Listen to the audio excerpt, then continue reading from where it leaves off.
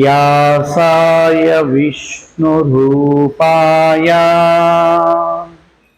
व्यासरूपाय विष्णवे नमो वै ब्रह्मनिधये वासिष्ठाय नमो नमः। శ్రీ గురుభ్యో నమః. ప్రభుత్వాలు స్వచ్ఛ భారత్ అని చెప్తాయి. దానికంటే ముందు మనం చేయాల్సింది స్వచ్ఛ ఇంద్రియ, స్వచ్ఛ మనస్సు, స్వచ్ఛ దేహ. అత్తగారికి అన్నం పెట్టే కోడళ్ళు ఈ భూమి మీద కొంతమంది ఉంటారు, అసలు పెట్టమనేవాళ్ళు కొంతమంది ఉంటారు. వీళ్ళిద్దరు నాకు ఇష్టమే, నాకు బాగా ఇష్టం. పెడుతూ లోపల తిప్పుకునే వాళ్ళంటే నాకు ఇష్టం ఉండదు. ఇష్టంగా పెట్టే కోడలంటే నాకు ఇష్టం. నేను పెట్టనండి మీ అమ్మకని మొగుడికి తేల్చి చెప్పిన కోడల్లో నాకు ఇష్టమే. ఇంకో దారి చూసుకుంటాం. కొడుకు బయటికి పోగానే అత్తగారికి పెడుతూ తిడుతూ చెడు మాటల భావాలతో ఉన్నదే ఆ కోడల్లో నాకు నచ్చదు. అంటే పత్రిజీ లాంటి మహానుభావులు, గురువులు సనాతన ధర్మంలో ఏం చెబుతున్నారంటే, మనిషి మనసు పరిశుద్ధమైనప్పుడు తన యొక్క భావము పరిశుద్ధం, మనసు పరిశుద్ధం, కర్మ పరిశుద్ధం, ఫలితము కర్మశుద్ధమే, పరిశుద్ధమే. నువ్వు పూజలు చేయి, ఏమొస్తుందో నాకు తెలియదు. దేవుడికి మొక్కు, ఏమొస్తుందో నాకు తెలియదు. కానీ స్వచ్ఛమైన మనస్సుతో, నిర్మలమైన హృదయంతో, స్వచ్ఛందంగా అంటే ఇష్టంగా, మొగుడు ఒత్తిడితోనో, పెళ్ళాం ఒత్తిడితోనో, సమాజం ఒత్తిడితోనో, ఆస్తి యొక్క ఒత్తిడితోనో సేవలు చేసేవాళ్ళు కాదు. స్వచ్ఛమైన మనస్సుతో, నిర్మలమైన మనస్సుతో, సహృదయంతో, చెయ్యాలని తపనతో, సేవే పరమార్థం అనుకునే భావనతో చేసి పెట్టే ఒక్క కూరైనా పవిత్రమైన ప్రసాదమే అత్తగారికి. ఏదో ఆస్తి వస్తుందని అత్తగారికి 3 పూట్ల 30 రకాల వంటలు చేసి పెట్టేదానికంటే ఇది బెస్ట్. ఈ మహానుభావులు ఏం నేర్పుతున్నారు అంటే, మీకు ఈ స్టోరీ చెప్పరు, నాలాంటోడు చెబుతాడు.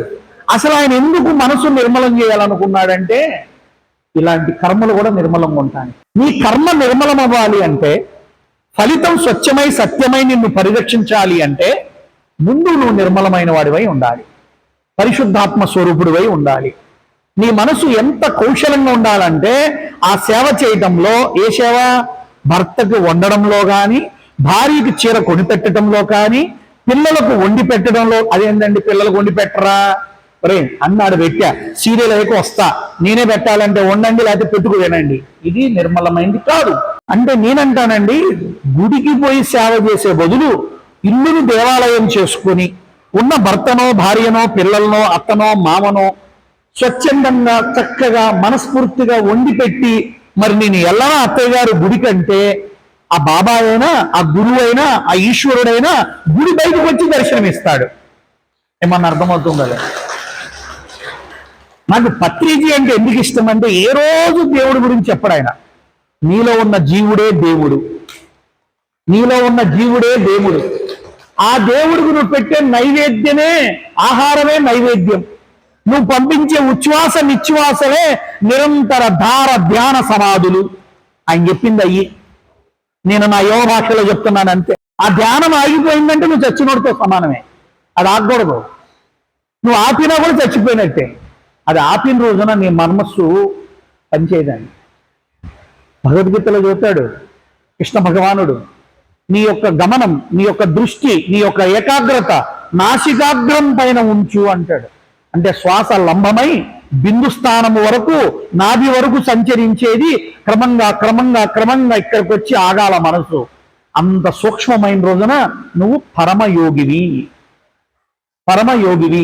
నీకు డ్రెస్ ఉండక్కర్లా, కాషాయం, జుట్టు పెరగక్కర్లా, పిల్లాన్ని వదిలేయక్కర్లా. సంసారి నిరంతర యోగ సాధనగా, యోగ సాధకుడుగా, ధ్యానిగా ఎలా జీవించాలి. అందుకే పత్రిజీ గారి కార్యక్రమాల్లో సతీ సమేతం వస్తుంటారు. సన్యాసులు రారు, సంసారులు ఎక్కువ వస్తారు. మీరు గమనించారో లేదో? ఇక్కడ అంటే సన్యాసిని తప్పు పట్టట్లో నేను, నువ్వు జన్మాంతము సన్యాసం స్వీకరిస్తే నిన్ను గౌరవిస్తా. పెళ్ళాం మీద కోపమో, సమాజం మీద కోపమో, విరక్తి కలిగి తీసుకునేవాడు ఉంటాడే, వాడు సన్యాసి కాదు, సన్నాసి. వీడిక్కడ ఉద్ధరించలేదు, మళ్ళీ మన ఆశ్రమంలో ఏం ఉద్ధరిస్తాడు నాకు చెప్పండి? కోరిక అంతం అవ్వలేదు.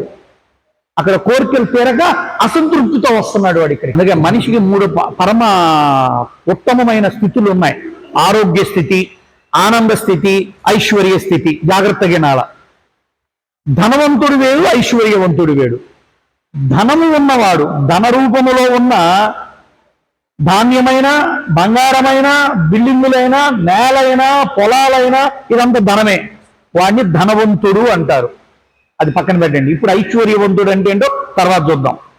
ఫస్ట్ నువ్వు ఆరోగ్యవంతుడువా కాదా నువ్వు చెక్ చేసుకోవాలా. 2 ఆనంద స్వరూపుడువా కాదా చూసుకోవాలి. 3 ఐశ్వర్యవంతుడువా కాదా చూసుకోవాలి.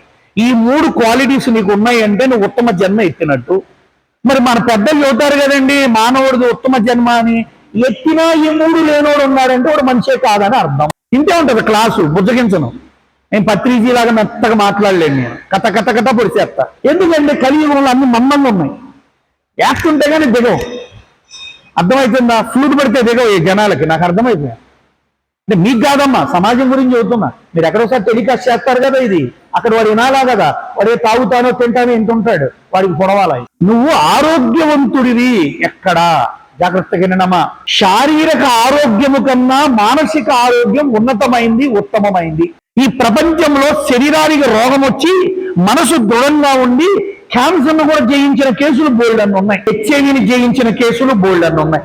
సోరియాసిస్ని జయించిన కేసులు ఉన్నాయి. నా పర్యవేక్షణలో, నా శిష్య బృందంలో, నేను పోతున్న ప్రయాణంలో. వాళ్ళకి మందు ఏమిటంటే మనసే. నన్ను ఏ రోగం ఏం చేయలేదు. సకారాత్మకమైన మానసిక ఆలోచన స్థాయి. జాగ్రత్తగానండి. ఒక సాధకుడు ఎప్పుడు కూడా పిచ్చి ఆలోచనలు చేయకూడదు, పిచ్చి భావాలకు తావు ఇవ్వకూడదు.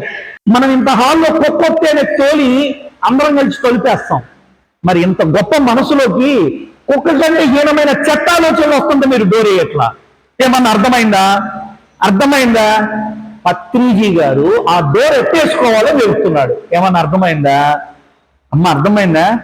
ఎప్పుడైతే నీ ఇంద్రియాలు నీలోకి వెళ్తాయో డోర్ వేసినట్టే. నీ ఇంద్రియాలు ఎప్పుడైతే బయట ఉంటాయో డోరు తెరిచినట్టే. నీ ఇంద్రియాలు బయట పరిగెత్తినంత కాలం ప్రపంచాన్ని జయిస్తావు కానీ నిన్ను నువ్వు జయించలేవు. మళ్ళా చెబుతున్నా, నీ ఇంద్రియాలు బయట పరిగెత్తినంత కాలం ప్రపంచాన్ని జయిస్తావు కానీ నిన్ను నువ్వు జయించలేవు. మరి ప్రపంచాన్ని జయించడం అంటే ఏంటి? నేను బేరంగోడ్లో 3 ఇళ్ళు కొన్నానండి, హౌసింగ్ బోర్డులో ఒక ఇల్లు ఉందండి, అమీర్పేటలో ఒక ఇల్లు ఉందండి, పంజాగుట్టాలో ఒక సమాధి ఉందండి. ఏమన్నా అర్థమైందా అండి? ఇంతే. ఇవన్నీ బయట జయించేవి. నువ్వు ఎప్పుడైతే ఇంద్రియాలను నీ శ్వాస ధారణ చేస్తూ అంతర్ముఖంగా ప్రయాణితుడివై ఒక జ్ఞానిగా నువ్వు నిలబడతావో, నీకు ఇల్లు ఉండవని నేను అన్నాం. మళ్ళా వస్తున్నా, నా పాయింట్కి వస్తున్నా. చాలా మంది ఇల్లు ఉంటే తప్పేమనుకుంటారు. నాకు ఉంది ఇల్లు. నిన్ను ఆ ఇల్లు నీకు అహంకారం కలిగించవు. ఈ ఆస్తి నీ పొగరు కలిగించవు. ఈ బంగారము నీకు తెలియని ఒక హెడ్ వెయిట్ని ఇవ్వవు. నువ్వు ఎప్పుడైతే నిన్ను నువ్వు జయిస్తావో ఈ ప్రపంచంలో ఈ ఆస్తులు, ఇళ్ళు, బంధువులు వీళ్ళు మనకి ఉన్నారు అంతే. కానీ నీతో నువ్వు ఉన్న నీ ఆత్మ బంధువుతో నీ పరిచయం పెరిగే కొద్దీ ఈ ప్రపంచం చిన్నదైపోతుంది. నీకు తెలియని ఒక విశాల ప్రపంచంలోకి నువ్వు వెళ్తావు. ధ్యానికి సాధారణమైన వాడికి తేడా ఇదే. అందుకే పూర్వాంశంలో మనకి బాల్యము, యవనము, గృహస్థాశ్రమము, వృద్ధ అంత అయిపోయినాక వానప్రస్థాశ్రమం అని ఉంటుంది. ఎందుకయ్యా ఇది అంటే కోడలు, కొడుకు, ఆస్తులు, రాజ్యాలు, ప్రభువులు అప్పచెప్పి హాయిగా నీలోకి నువ్వు ప్రయాణించడానికి రాజ్యాన్ని వదిలి అరణ్యంలోకి పొమ్మనేవాడు. ఇవాళ ప్రధానమంత్రులైనా సీఎంలైనా చచ్చిందాకా సీఎం పీఠం వదలట్లా. కన్న కొడుకు కూడా ఛాన్స్ ఇవ్వట్లా ఎవడు. అలాంటి తరుణంలో మనం ఉన్నాం. మన ఆస్తులపై మనకి పెంపకం ఉండొచ్చేమో కానీ పెంపకంపై మమకారం ఉండకూడదు. ఏమన్నా అర్థమైందే? పిల్లల్ని పెంచొచ్చేమో కానీ మమకారం ఉండకూడదు. అది బాధ్యతను మరిచిపోకుండా పెంచాలా, మమకారం పెంచుకొని పెంచకూడదు. బాగా వినాలా. Point is very important. బాధ్యత ఎరుకలో పెట్టుకొని పెంచాలా, మమకారము పెట్టుకొని పెంచకూడదు. వస్తువు పైనైనా, వ్యక్తి పైనైనా, పదవి పైనైనా, ఆస్తి పైనైనా. ఒక్కొక్క చీర ఉంటుంది, బాగుంది అంటది, కొంచెం చినిగింది కదే, ఏం పర్లేదులే. ఆ చీర మీద ఎంత ప్రేమో ఏందోనే. మొన్న ఆ చీర కట్టుకున్నప్పుడు ధ్యానం బాగా కుదిరింది అంటది. అది ఉతకపోయినా అదే చీర కట్టుకుని కూర్చుంటది. దాన్నే మమకారం అంటారు. ఈ చీర వల్ల నీకు ధ్యానం కుదురుతుందని పెట్టుకున్న నీ ఆలోచన నువ్వు ధ్యానివి కాదు. ధ్యానం లోపల జరిగేది, బయట జరిగేది కాదు. బయట ఒకదాని వల్ల నువ్వు ధ్యానంలోకి వెళ్తున్నావు అన్నది నీ యొక్క రూపము, నీ ఆలోచన, నీ నిర్మాణము, సత్యం కాదు.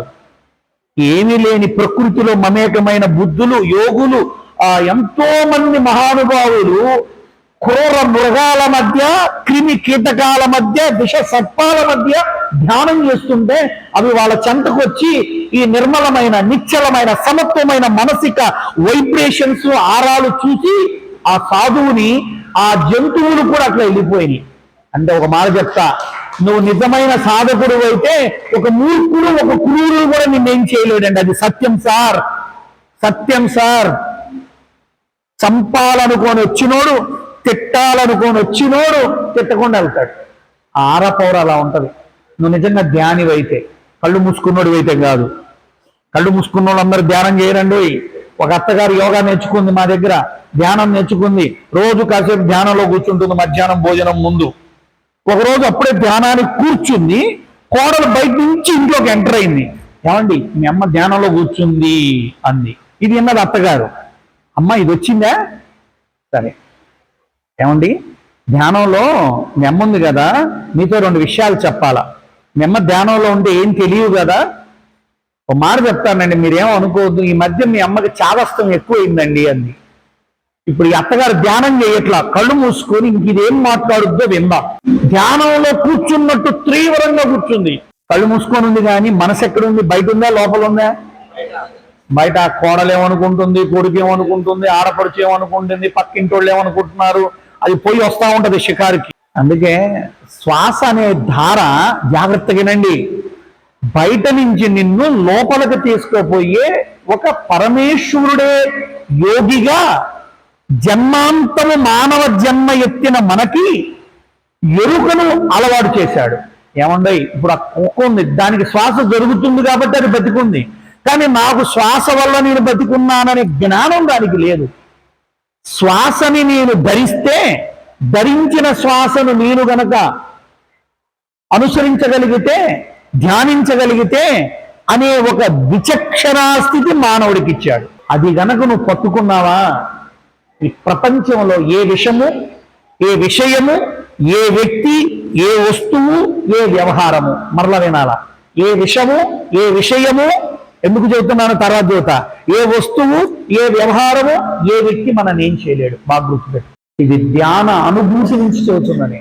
మాటలు కూడా మనల్ని ఏం చేయలేవు. ఒక్కోసారి ఈ ధ్యానంలో ఉన్న మనకి ఇలాంటి ఔన్నత్య స్థితుల్లో ఉన్నప్పుడు లౌకిక ప్రపంచంలో ఉండే కొందరు ఏరా ఇన్ని చెబుతున్నా మాట్లాడవేరా అంటుంటాడు. పర్వాలేదులేండి, తిట్టింది మీరేగా అంటే వీడికి సిగ్గులేదని పోతారు. అంటే వాళ్ళ భాషలో ఏంటంటే వాడు తిట్టగానే మనం కూడా తిట్టాలా, మనం తిట్టారంటే వాడు తిట్టాలా, వాడు తిట్టారు కానీ మనం తిట్టాలా. ఇలా తిట్టుకుంటూ కుక్కల్లాగా అరుచుకుంటూ ఉంటే మనం మనుషులతో సమానం. వాడి అరుపుని, వాడి ఆవేశాన్ని, వాడి లోపల ఉన్న ఒక ఉద్వేగాన్ని మనం గనక స్వీకరిస్తే, సర్దుకుంటే చేతగానోడు అంటుంది ఈ ప్రపంచం. తెలుసా మీకు? ఒక యోగ గురువుగా చెబుతున్నా, ఒక యోగ సాధకుడుగా చెబుతున్నా, ఒక ధ్యాన సాధకుడుగా చెబుతున్నా. ఇది ప్రపంచ నానుడి, ప్రపంచ భావం, ప్రపంచ ఆలోచన. అందుకే నీ మనస్సు ఆరోగ్యంగా ఉండాలి. ఫస్ట్ చేయి దెబ్బ తగిలింది చూసుకో, మందు రాయి, వద్దని ఎవరంటారు? మనసును మాత్రం ఇక్కడికి సంకేతకం పట్టుకో. ఏమని? మనస్సుని, శ్వాసని ఫ్రెండ్షిప్ లో పెట్టి, నేను దీనిని నయం చేసుకుంటున్నాను, నేను దీన్ని తగ్గించుకుంటున్నాను, ఇది హీల్ అవుతుంది అనే సంకేతకం ఎప్పుడు ఇవ్వాలా? మనస్సుని, శ్వాసని పెనవేయాల. 2 మంచి పాములు ప్రేమలో ఉన్నప్పుడు ఎలా పెనవేసుకుని ఉంటాయో, మనిషి ధ్యాని అంటే ఏంటంటే మనస్సుని, శ్వాసని లయయుక్తంగా ఉంచాలి. ఆ మనసు శ్వాస ఒకటైన రోజునండి ఇక్కడి నుంచి పాము పోయినా మనకేం కాదండి, స్పర్శ ఏం కాదండి. మన ముందు ఒకడు కూర్చున్నా ఏం కాదండి, ఒకడు ఏమైనా ఎత్తుకుపోతున్నా ఏం కాదండి. ఆ మనస్సుని, ఆ శ్వాసని ఐక్యం చేయటం ఎట్లా? అది మన ప్రయాణం అసలు, అది మన జీవన యానం, అది మన యొక్క నిజమైన జర్నీ అంటే అది. నువ్వు కళ్ళు మూసుకుంటే ధ్యానంలో ఉన్నట్టు కాదు. ఏది వెళ్ళాలి అంటే ధ్యానంలోకి మనస్సు వెళ్ళాలి. మరి కళ్ళు ఎందుకు మొయ్యాలండి అంటే, కళ్ళకు, చెవులకు, వీటికి ఇంద్రియాలకు ఒక పని ఉంది, ఎతుకుతుంటది అది కోతిలాగా. దాని పని ఏంటంటే ప్రపంచంలోకి వెళ్తూ ఉంటది. మరి వీటి బాస్ అయిన మనసు ఏం చేస్తుందంటే ఇంద్రియాలతో పాటు పోతుంటది.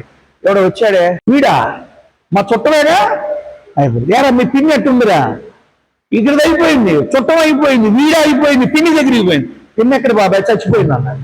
చచ్చిందా, ఒరే మీ పిన్ని చిన్నప్పుడు రా అన్నాడు. మళ్ళీ చిన్నప్పుడుకు పోయాడు. ఇది ఖాళీగా ఉండడు, ఇంద్రియాలు మనసును ఎప్పుడు దున్నుకుపోతుంటాయి. అందుకే ఋషులకు సాధకులకు ఒక లక్షణం ఉండాలి, మనస్సు ఆధీనములో ఇంద్రియాలు ఉండాలి కానీ ఇంద్రియాల ఆధీనంలో మనస్సు ఉండకూడదు. మరి మనస్సు మన ఆధీనంలో ఉండాలి, మనస్సు ఇంద్రియాల ఆధీనంలో ఉండకూడదు. అంటే జాగ్రత్తగా వినాల, శ్వాస అనే తాడు ఆ మనసుకేసి లాక్కొచ్చి కట్టేసి పెట్టుకోవాలి. మనకున్న ఏకైక ఆధారం ఏంటో తెలుసా, మనసు మన కంట్రోల్లో ఉండటానికి ధ్యానం కాదు, ధారణ కాదు, జపం కాదు, మంత్రం కాదు. సర్వజీవులకు, సర్వజాతులకు, సర్వకులాలకు, సర్వ మతాలకు ఒకటే ఒక ఆధారం ఈశ్వరుడు ఇచ్చింది, శ్వాస ఆధారం. శ్వాసను గనక నువ్వు పట్టుకున్నావా, శ్వాసను జయించావా, మనసుని శ్వాసని కలిపి కూర్చోబెట్టావా, ఈ ప్రపంచం నీ కాళ్ళు మొక్కుద్ది, నీకు తెలుసో తెలియదు. కర్మలను తల ముందు నీ కాళ్ళ దగ్గరకు వచ్చి పాదాక్రాంతం అవుతాయి. అందుకే మనసు ఆరోగ్యంగా ఉండాలి. శరీరం కంటే ముందు ఏది ఆరోగ్యంగా ఉండాలి, మనసు ఆరోగ్యంగా ఉంటే ఏం జరుగుద్దండి, ఆలోచనలు ఆరోగ్యమైన వస్తాయి. నువ్వు ఆ ఇంటికి పెద్ద కోడలివి, మీ నాన్నోళ్ళు నీకు చాలా ఇచ్చి పంపించారు, వడ్రాడం, వంకెలు, కొంకెలు, బంగారం, చంద్రుడు, పాపిడి, ఈపిడి, చెవులు, కమ్మలు, మంకెలు అన్ని అనుకున్నాం. ఇవ్వలేదు, పాడలేదులేండి. మీరు నవ్వుకుంటున్నారు ఆడవాళ్ళు అందరూ. ఇటు పొందు ఇటు చెప్పేయండి, మాకేడిచ్చాడు మా నాన్న, 1 ఎకరం పొలం ఇచ్చాడు, ఎత్తకపోయాడు మా ఆయన ఎక్కడికో అని ఇట్లా అనుకుంటు. లోపల పాపం మీ మరిదికి పెళ్ళే కోడలు వచ్చింది, వాళ్ళు పేదోళ్ళు, ఏమి ఇవ్వలా. పెద్ద కోడలు చిన్న కోడలు ఫంక్షన్కి పోతున్నారు. బయలుదేరిన వెంటనే ఆ అమ్మాయి వచ్చింది గదిలో నుంచి, ఈ అమ్మాయి వచ్చింది, మరిది వచ్చాడు, మీ ఆయన వచ్చి. ఈ పెద్ద కోడలైన నువ్వు అమ్మాయిని చూసావు, పాపం ఒక్కడు పెట్టుకోవాలా, ఏమి లేవు. నువ్వు లోపలికి పోయి ఉండు కుమారి అని, కుమారి అనే మరదలను కూర్చోబెట్టి ఆమెకున్న ఇంకొక హారం తెచ్చి వేసి, పద ఆ ఇద్దరం కోడళ్ళం, అక్క చెల్లెళ్ళం, తోడు కోడళ్ళం, ఫంక్షన్కి పోతే ఎట్టుంటది, బోసిగా ఉంది నీ మెడ అనే ఉన్నత ఆలోచన రావటమే ధ్యాని యొక్క లక్షణం. అన్నం తినే ముందు నీతో ఉన్న నీ స్నేహితుడు తిన్నాడా లేదని అడిగి తినటం ఉత్తమ ఆలోచన. మీ అబ్బాయికి నేర్పాలా. మీ అబ్బాయి ధ్యాని అయితే వాడు స్కూల్లో ఫ్రెండ్కి పెట్టి తింటాడు, ఇంట్లో అమ్మకు పెట్టి తింటాడు, పెద్ద పెళ్ళై పెళ్ళం వచ్చాక కూడా అమ్మకు పెట్టి తింటాడు.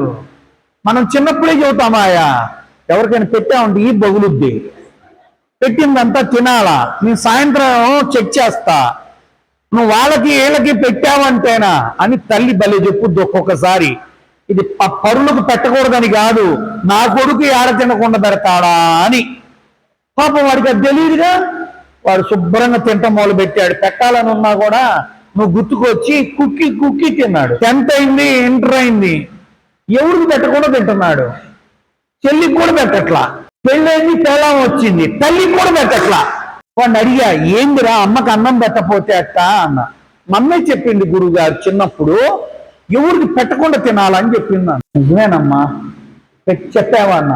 రోజు చెప్పేవాడిని గురువు గారు, అదేదో రామమంత్రంలాగా రోజు చెప్పేదంటే బాక్స్ నిండా నింపి పిల్లవాడికి పెట్టి, అరే నీ స్నేహితులు అడుగుతున్నారంట కదా, ఇది ఇంకో లడ్డు పెడతామా, వాళ్ళకు కూడా పెట్టుడు అనే ఆలోచనలు ధ్యానికి వస్తాయి. మీ ధ్యానానికి మీ లౌకిక జీవితానికి మధ్య ఉన్నది చెబుతున్నా. అంటే మన సాధన కార్యరూపం దాల్చాలి, భౌతికతలోకి రావాలి.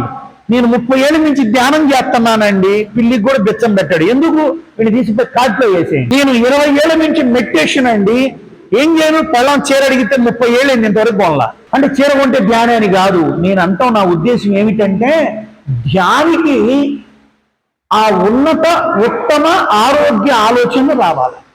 అంటే ఆరోగ్యమైన మనసుకి ఆరోగ్యమైన ఆలోచనలు వస్తాయి. అందుకే ధ్యాని ఎప్పుడు కూడా, అసలుకి నేను ఒకటి అడుగుతా, ఇప్పుడు మిమ్మల్ని మామూలు మళ్ళీ బ్యాక్ వస్తున్నా, ఇప్పుడు ఇంతసేపు కాలనీలో తిరిగారు, ఎందుకు తిరిగారండి, ఏం వస్తుంది మీకు అని అడుగుతున్నా. చెప్పండి ఎవరన్నా. ఇప్పుడు కాలనీలో తిరిగారు, నాన్ వెజ్ తినద్దు, శాకాహారులుగా ఉండండి, అందులో ఆదివారం తిరిగారు, ఏమన్నా అర్థం ఉందా మీకు? అసలుకి ఏం పత్రిక చేయండి, అందుకు నచ్చారు మీరు నాకు. మిమ్మల్ని ఇష్టపడేవాడు కూడా ఒకడు ఉంటాడు, గుర్తుపెట్టుకోండి. 10 మంది నువ్వు నచ్చలేదని చెబితే ఒక్కడికి ఎవరో ఒకడు ఉంటాడు నువ్వంటే ఇష్టమయ్యేవాడు కూడా. వాడు ఎదురుపడే వరకు మనల్ని 10 మంది ఇష్టం లేనట్టే మాట్లాడతారు. ఆ ఒక్కడు ఎదురైన రోజున ఈ 10 మందికి సమాధానం చెప్పగలిగేటట్టు మనం జీవిస్తాం. ఇవాళ ఆదివారం హైదరాబాద్ అంతా నాన్ వెజ్ కుమ్ముతూ ఉంటే పత్రిజీ గారి గ్యాంగ్ మాత్రం ఫ్లెక్కార్డులు పట్టుకొని నాన్ వెజ్ తినద్దని తిరుగుతారా? ఎంత ధైర్యం ఉండాలా మీకు, ఎంత ఆత్మబలం ఉండాలా మీకు, ఎంత మనోధైర్యం ఉండాలా? అది పత్రిజీ మనకి ఇచ్చిన గిఫ్ట్. అది gift of a Guru, gift of God అంటాను నేను, గిఫ్ట్ ఆఫ్ గాడ్. అది తెలుసు, మనందరికీ తెలుసు అందరు తింటారని. తిన్నా సరే నా పని నేను చెయ్యాలి, నా వంతు బాధ్యతగా నేను తిరగాలి, నా వంతు నేను చెప్పాలి అన్న ఒక గొప్ప ఆలోచన రావటమే ఆరోగ్యమైన మనసుకున్న లక్షణం అని ఇప్పుడు మీరే చెబుతున్నారు. నువ్వు ఆరోగ్యంగా ఉన్నావంటానికి అర్థమైందా? నువ్వు ఆరోగ్యంగా ఉన్నట్టా లేదో చెప్పు నాకు. ఇప్పుడు నీ మనసు ఆరోగ్యంగా ఉందా లేదో చెప్పు నాకు. నువ్వు తినవు, తినేవాడు వద్దని చెబుతున్నావు అంటే ఎంత గట్స్ ఉండాలా, ఎంత ధైర్యం ఉండాలా? ఏ హీరోకి ఉండదు ఇట్లా, తెలుసా మీకు? ధైర్యం ఉందా? లేదు. ఇవాళ సమాజంలో కలియుగంలో ఇలాంటివి చేయడం ఇంకా గొప్పవి. పూర్వంలో పండరిపురంలో పాండురంగ స్వామికైనా ఇంకోళ్ళకైనా విఠల్ బాబాకైనా ఎవరికైనా 10 మంది తిరుగుతున్నారంటే ఆనాటికి సాధ్యం. కలియుగంలో సత్యసాయిబాబా గారు తిప్పారు భక్తుల్ని. తర్వాత నేను గమనించానండి, పత్రిజీ గారి యొక్క కుటుంబం చాలా పెద్దదండి. ఊర్లు వాడవాడలకు వెళ్ళి గిలికి గ్రామాల్లో కూడా ఉద్యమం తెచ్చిన మహానుభావుడు అండి ఆయన. నేను మా గుంటూరు, పొన్నూరు, బాపట్ల ప్రాంతాల్లో, నాది గుంటూరులో అండి, నసరాబాద్ దగ్గర, అక్కడ కూడా ఈ మధ్య నేను చూశానండి. చాలా మంది ఆడవాళ్ళు, పిల్లలు, పెద్దలు ఎవరో ఒకళ్ళండి అసలు వాడు చనిపోయే లోపల ఒక మంచి పని కోసం నిలబడ్డాడంటే వాడి గుండె చాలా గొప్పదండి, వాడి మనసు చాలా ఉన్నతమైందండి, వాడి జన్మ చాలా పవిత్రమైందండి. గుర్తుపెట్టుకోవాలి. ఆ గురువులు నిర్దేశించిన మార్గాలు వారు ఉన్నా లేకున్నా వారు చెప్పినవి మనలో ఉండటం వల్ల మనం వారు చెప్పింది చేస్తా ఉన్నాం. అది మనం గురువు గారికి ఇచ్చే దక్షిణ అంటే అది. అర్థమైందండి? గురువులు దండం పెట్టడం కంటే ఆయన నేనంటాను ఎప్పుడు గురువుల పాదముల కంటే గురువుల పదములను ఆచరించండి ఎక్కువ. పాదాలు గొప్పవే, నేను కాదన్ను. గురువు యొక్క పాదస్మరించ గొప్పది, ఆశీర్వచనం గొప్పది, చూపు గొప్పది. ఆయన ఎప్పుడు ఆత్మతృప్తి చెందుతాడో తెలుసా? తను ఎవరికైతే అందించారో ఆ శిష్యుడు అది ఆచరిస్తూ బోధిస్తున్నప్పుడు కాదు, ఆచరిస్తూ బోధిస్తున్నప్పుడు. మరి 3 రోజులైంది గురు పౌర్ణమి అయిపోయి. ఇవాళ గురువులు భూమి మీదకి వచ్చి వాళ్ళ ఆత్మస్వరూపాలతో చక్కగా సంచరిస్తూ శిష్యులు ఎవరు సాధన చేస్తున్నారు, ఎవరు మనం చెప్పింది ఆచరిస్తున్నారనే సూక్ష్మ రూపంలో గురువులు అలా ప్రసన్నమై అందరినీ పరిరక్షించుకుంటూ ఉంటారు. గరుడు పురాణంలో చూతాడు, చనిపోయాక 11 రోజులు రా ఇంటి దగ్గర ఉంటుందిరా, నా కొడుకు నాకు పిండం పెట్టాడా లేదని చూసుకుంటుందా, మళ్ళా కాటికి వచ్చి నీకు పెట్టాల్సింది పెట్టా. గురువులు ఐదోడు నేను చెప్పి నీ చేస్తున్నారా లేదా, నేను చెప్పి నువ్వు విన్నారా లేదా, ఆచరిస్తున్నారా లేదా, బోధిస్తున్నారా లేదా అని సంచరిస్తారు. గురు పౌర్ణమి, వ్యాస పౌర్ణమి అంత సింపుల్ పౌర్ణమి కాదండి. అలాంటి మహానుభావులు ఇవాళ ఇక్కడ కూడా ఏదో ఒక కుర్చీలో, ఏదో ఒక ప్లేసులో, ఎక్కడో చోట, ఎక్కడో అక్కడ పత్రిజీ కూడా కూర్చొనే ఉంటాడండి. నో డౌట్ సార్, నేను అతిశయోక్తిగా చెప్పట్లా, ఐ బిలీవ్ ఇట్ సార్. నా 18వ ఏట నా గురువు దొరికి నన్ను చెక్కారు సార్. నా తండ్రి నన్ను ఒక మోసగా, ఒక మాంసంగా కంటే నా గురువు జ్ఞానంతో చెక్కి ఇవాళ ప్రపంచంలో పంపిస్తే కొన్ని లక్షల మందికి, వేల మంది విద్యార్థులకి కార్పొరేట్ రంగంలో ధ్యానం, యోగం అంటే ఏంటి, మాంసాహారం ఎందుకు తినకూడదు, సాత్వికాహారం ఎందుకు తినాలి, ఒక వ్యక్తిగా బ్రతకడం అంటే ఏంటి, ఒక మనిషిగా బ్రతకడం అంటే ఏంటి, మనసున్న మనిషి అంటే ఏంటి, మనసు లేని మనిషి అంటే ఏంటి, ఇలా బోల్డన్ని విషయాలు చెప్పి మేలుకొల్పుతూ కింద వాళ్ళని ఎలా చూడాలి, పై వాళ్ళకి ఎలా రెస్పెక్ట్ ఇవ్వాలో చెబుతున్నా. కన్న వాళ్ళని ఎట్లా చూసుకోవాలి, కట్టుకున్న వాళ్ళకి, మనం నమ్ముకున్న వాళ్ళు వచ్చిన వాళ్ళతో ఎట్లా ఉండాలని చెబుతూ ప్రయాణిస్తూ ఉన్న టైంలో ఎందుకు పత్రిజీ గారు ఏ మూలలో ఏ లక్ష్మిలో పంపాడో కానీ నన్ను ఇది 2వ క్లాస్కు పిలిచారు. పత్రిజీ గారు నన్ను లక్ష్మి గారు పిలవల, లక్ష్మీ గారిలోకి ప్రవేశించిన పత్రిజీ గారు పిలిచారు నన్ను. మరి ఆ మహానుభావుడు ముందు కూర్చొని చెప్పేటువంటి వయస్సు కాదు, జ్ఞానం యొక్క అర్హత అంతకంటే గొప్పది నా దగ్గర లేదు. సో భౌతిక రూపంలో ఉన్నాను కాబట్టి పత్రిజీ ప్రవేశించి ఇట్లా చెప్తారు. కాబట్టి బాగా గుర్తుపెట్టిన, మానసికంగా ఆరోగ్యంగా ఉండాలి మనము. అందుకే సాత్విక ఆహారం తినాలి. అప్పుడే సాత్విక ఆలోచనలు, సాత్విక భావాలు, సాత్విక కర్మలు. వాళ్ళ ప్రపంచం మీకు తెలుసో తెలీదో అండి, చాలా పెద్ద పెద్దోళ్ళు అండి వెజిటేరియన్ గా మారిపోతున్నారు. మనం ఏదో మన గల్లీలో చూస్తున్నాం సార్. మనం ఎలా డెవలప్ చేయాలంటే అంతటి ఏనుగు శాకాహారమే, అలాంటి ఏనుగు గురిల్లా శాకాహారమే. ఇవన్నీ ఎంత బండ పనులు చేస్తాయండి.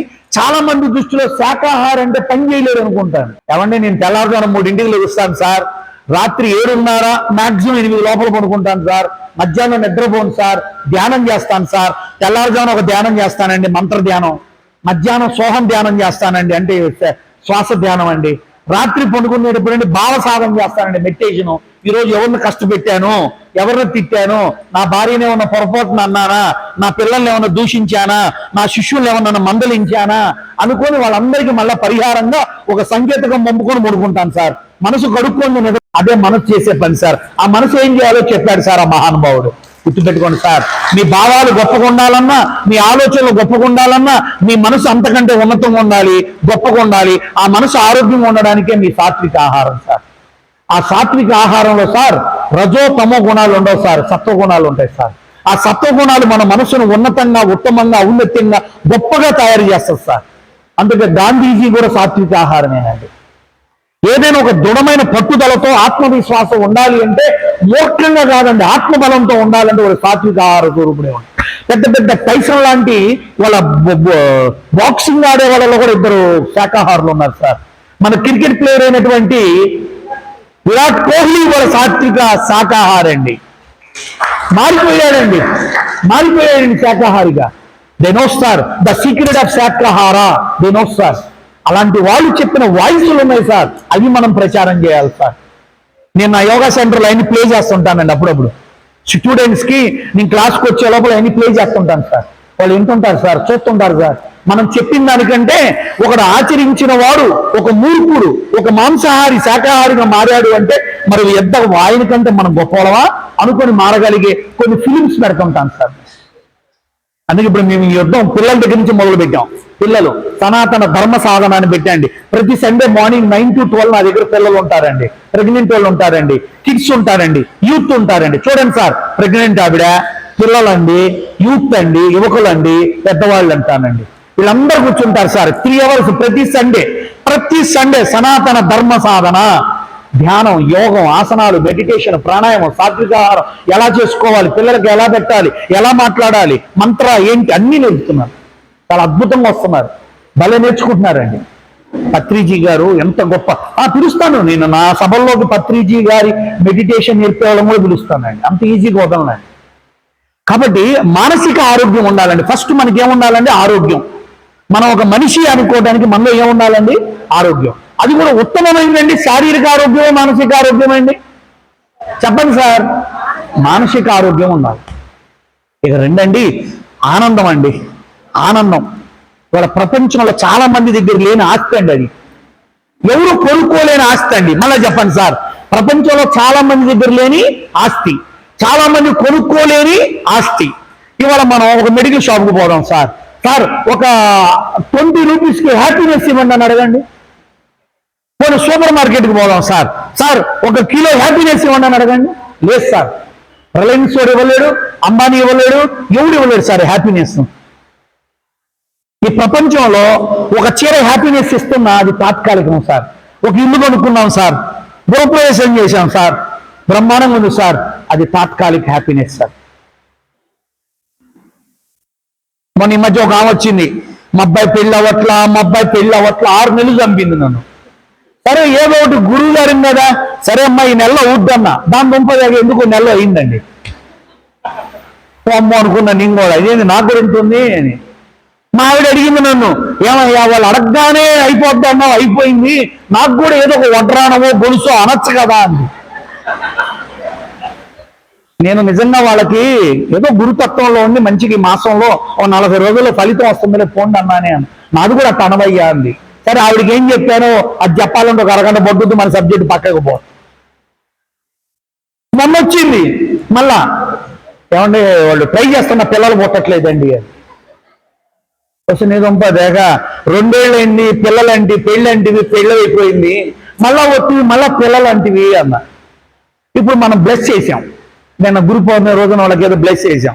నాకు తెలుసు 1 నెల 2 నెలల్లో అమ్మాయి కన్సీవ్ అని వచ్చేస్తారు, పిల్లలు పుట్టారు. నెక్స్ట్ వస్తుంది, ఏమండి వాడు ఏమో అట్ట పుట్టాడండి, వాడు ఫిజికల్ హ్యాండిక్యాప్డ్ అండి, లేదా వాడికి జలుబు అయిందండి, వాడికి దగ్గు అయిందండి, మా ఇంట్లో ఆడపిల్ల లేదండి, మొగుడు పుట్టాడండి, మళ్ళీ మాకు అమ్మాయి కావాలండి అని వస్తాడు. ఇది ఆగదు. ఫస్ట్ పెళ్ళి అయితే హ్యాపీ అంది, తర్వాత పిల్లలు పుడితే హ్యాపీ అంది, తర్వాత ఫలానా విధంగా పుడితే హ్యాపీ అంటది. ఇది చచ్చిందాకే హ్యాపీగా ఉండదు, హ్యాపీనెస్ ని పోస్ట్ పోన్ చేస్తా ఉంటుంది. అయితే హ్యాపీ అనే సినిమా తీయాలి మనం, అయితే హ్యాపీ అని. దీని లైఫ్ లో హ్యాపీయే లేదు. చాలా మంది ఇంటి ముందు ఆనంద నిలయం అని ఉంటుంది, ఆ ఇంట్లో ఎవరికి లేనిది అదే. కొంతమంది ఇంటి ముందు ప్రశాంత నిలయం అని ఉంటుంది, ఆ ఇంట్లో పోయినోడికి దొరకంది కూడా అదే. ఆ ఇంటికి పోవాలంటే భయపడతారు, అమ్మ వద్దయ్యా వద్దయ్యా, ఎవరు పోయినా వాళ్ళిద్దరు కొట్టుకున్నాయని మనకే చెబుతారయ్యా. మూడు పిల్లలు అత్త కోడళ్ళు. పేరులో ఉండదు ఆనందం, మనలో ఉంది. వస్తువుల వల్ల వచ్చే ఆనందం తాత్కాలికం, డబ్బు వల్ల వచ్చే సుఖం తాత్కాలికం, కార్ల వల్ల వచ్చేది తాత్కాలికం. మరి అద్భుతమైన కారు కొన్నావు, పోతా ఉన్నావు, షిరిడి పోదామని బయలుదేరావు. ఎందుకో పాపం జైరాబాద్ దాటాక టైర్ పంచర్ అయింది, పగిలింది, డామ్ అని పక్కగా ఆపాడు. దీన్ని నొంపదేగా ఈ కంపెనీ కారు కూడా పగిలితే ఎట్టే అని టైర్ని ఒక తన్ను తన్నాడు, ఆ దెబ్బ గోరు పగిలింది. జైరాబాద్ పోయి కట్టు కట్టించుకున్నాడు. పంచర్ సంగతి తర్వాత ఆవేశంలో తన్నాడు. అదేంటండి కారు కొంటే హ్యాపీ అంటే దానికి ఏమన్నైతే హ్యాపీనెస్ పోద్ది. సరే అట్ట కొట్టి ఎంచుకున్నాడు, షిరిడి పోయాడు. ఇది దర్శనం చేసుకొని వచ్చే లోపల ఒకడు ఎవరో నాలంటోడు చిన్న తాళం చేపెట్టుకుని కారు మీద గీత తీసుకుంటూ పోయాడు. వీడు వచ్చాడు కదా ఒక లక్ష్మణ్ రేఖ ఉంది కారు మీద, ఎలంచి కొడుకురా ఎలంచి కొడుకురా ఎలంచి కొడుకురా అని తిరగ మొదలు పెట్టాడు. వాడికి బాబాను చూసిన సంతోషం కూడా లేదు సార్. కారు కొన్న కానించి అన్ని తెప్పలే, అసలు హైదరాబాద్ మగన్ మీద అన్ని పారేయాలన్నాడు సార్. అదేంటి సార్ కారు కొంటే ఆనందం అంటే? సరే పిచ్చోడా, ఆనందం బయట ఉండదురా, నీలో ఉంటుందిరా. పతంజలి మారి చెప్పింది అదే, పత్రిజీ చెప్పింది అదే. A journey with breath inside you can see the real happiness of the life.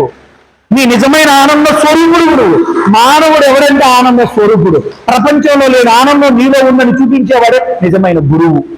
వాటి వల్ల వచ్చే ఆనందం తాత్కాలికమైందయ్యా. నువ్వు ఉన్నదాకా నీ ఆనందానుభూతిని అనుభవించగలిగే నిరంతర అఖండ పర్వతపూరితమైన ఆనంద స్వరూపుడు రా నువ్వు అని మన ధ్యానంలో చెప్పకుండానే మనకు చూపించాడు. ఆ తృప్తి చెందడమే ఆనందం, మనలో మనం ఉండడమే ఆనందం, మన ధ్యానమే మన ఆనందం. చాలా మందికి తెలియదు. ఇప్పుడు మీ ఫ్రెండ్ అడుగుద్ది, ఏందో మీ ఇంటికి వచ్చాను నువ్వు అంది. ఏం లేదే బీరంగోట కొట్లో నాన్ వెజ్ తినద్దు, విజు తినాలి అని శాకాహారిగా ఉండాలని తిరగడానికి పోయారు. నీ బొందా నువ్వును పోయి ఒక చికెన్ ఉండని. ఆమె చుట్టం చికెన్ పెట్టకపోతే ఊరికి పోయి అందరికి చెప్పుద్ది, వాళ్ళు కూరగాయలు తింటున్నారే, వాళ్ళు అసలు నాన్ వెజ్ పెట్టరే, వాళ్ళు ఇంటికి పోతే వాళ్ళ ఇంటికి ఎవరు పోవద్దు అని చెప్పుద్ది. అర్థమైందా? మన మీద బలి చెప్పుకునే వాళ్ళు ఉన్నారు చాలా మంది. నువ్వు చెడు చేస్తే మాట్లాడే వాళ్ళు తగ్గిపోయారు, మంచి చేస్తే చెడుగా మాట్లాడుకునే వాళ్ళు ఎక్కువైపోయారు. ఈ బోర్గానికి అక్కడికి పోవాలి, అప్పుడు ఇక్కడ కాటు పెట్టుకొని తిరగాల, తింటే తింటారు సత్తే తత్తారు, దీనికి ఎందుకు అనేవాళ్ళు ఒక బ్యాచ్ ఉంటుంది. కాబట్టి నువ్వు చెప్పు, హ్యాపీనెస్ నువ్వు తిరిగినప్పుడు ఉన్న తృప్తి ఆవిడంటే పోయింది అన్నావు అంటే నువ్వు అసలు నువ్వు హ్యాపీనెస్లో లేనట్టే. ఆవిడ అన్నా కూడా మనల్ని కదిలించలేడు ఎవ్వడు కూడా. నువ్వు నిజమైన ధ్యానివైతే అవతల మాటలకు నువ్వు లోబడవు, పడిపోవు. అది నీ నిజమైన ఆనందం. నువ్వు అనుకున్నట్టు చేయగలగడమే నీ ఆనందం. అవతలోని నీ మాటలపై నీ మనసుపై ప్రభావం చూపిస్తే నువ్వు ఆపేసావంటే నువ్వు ఆనందంలో లేనట్టే, నువ్వు నీతో లేనట్టే, నీలో నువ్వు లేనట్టే. మనకు ఒక ఆమె ఉంది మా దగ్గర, ఆమె వచ్చింది. ఏందమ్మా అన్న? ఏం లేదు గురూజీ, మా క్లాసులో ఉంటారు కదా ఆడోళ్ళు, ఆ లక్ష్మి వస్తానంది, ఆ రమణ కూడా వస్తాను, రమణి అని వస్తానంది, అందరం కలిసి ఇక్కడి నుంచి వెళ్దాం అనుకున్నాం. ఎక్కడికి అన్నా? ఆర్ఎస్ బ్రదర్స్కి చీర కొనుక్కోవడానికి పోతున్నాము. ఎవరు కొనేదని అడిగా. ఈ అమ్మాయి అంది నాకే గురూజీ అంది. మరి వాళ్ళందరూ ఎందుకన్నా? ఊరికే గురూజీ తోడంది. ఏం చీర కొంటావన్నా? ఏదో చెప్పింది, ఈ మధ్యకాలంలో వచ్చే ఏదో మంగళగిరి కాటన్ ఏదో రెండు చెప్పింది. సర్లే పోయిరా అన్న. తిరిగారు మొత్తానికి కొంది. మొత్తం గురువులు చూపించిపోదామని వచ్చి ఆగింది. మళ్ళా నాకు ఇట్టెవరిని వస్తే మా ఆవిడ ఆ ఏరియాలో లేకుండా చూసుకుంటా. ఎందుకంటే మా ధ్యానాన్ని జరగొట్టేవాడు కూడా శిష్యులే, సంసారంలో అయిపోతుంది. సరే వచ్చింది. ఏంది అమ్మాయి చీర అన్న? చూపించింది. భలే ఉంది అమ్మాయి అన్న. నేను చెప్పానా గురుజీకి నచ్చుద్దని? ఇవ పక్కన ఆవిడ చెబుతుంది. అదేనమ్మాయి నువ్వు అన్నావన్నా అంటే అది సెలెక్ట్ చేసింది నేనే గురూజీ అంది. మరి ఇందాక నువ్వు పోయి ఫలాన్ని కొనాలి అన్నావు కదా అన్న. ఏమో గురూజీ అందరూ ఇది బాగుంది అన్నారు, కొనుక్కున్నానని. అంటే నీ జన్మకి నీకు నచ్చింది నువ్వు కొనవా అని అడిగా. కొంతమంది ఉంటారండి, మొగుడు చెబితే అసలు వినరు, తెల్లని చేతులు అస్సలు వినరు. తెల్లో పక్కింటి ఆవిడ చేస్తే మళ్ళీ వింటాడు వాడు. మరి నువ్వు అనుకుంది చేయవమ్మా. బాబుకలు చీర కూడా 10 మందిని వేసుకుని పోతుంది. మార్నింగ్ 12 పోతుంది, సాయంత్రం 6కి వస్తుంది. అర్థమైనా? అనిశ్చితమైన కొన్ని విషయాలకు మనం అధికంగా సమయం ఇచ్చి, భగవంతుడు మనకి బర్త్ డేట్ ఇచ్చాడు, డెత్ డేట్ ఫిక్స్ చేసి ఉంటాడు. ఈ లోపల మనం చాలా క్షణాలు చాలా గంటలు, చాలా రోజులు కాలయాపన, ఎంటర్టైన్మెంట్, ఈవెంట్లు, టైం పాసులు, భోగక్లాశాలు అన్నీ చేస్తున్నాం. We're not celebrating our life with our inner self, innerness. మా ఆవిడ ఎప్పుడన్నా నేను ఊరికి పోతున్నాను అందనుకో, ఆ రోజంతా ధ్యానం చేసుకోవచ్చు. నీకు తెలుసా?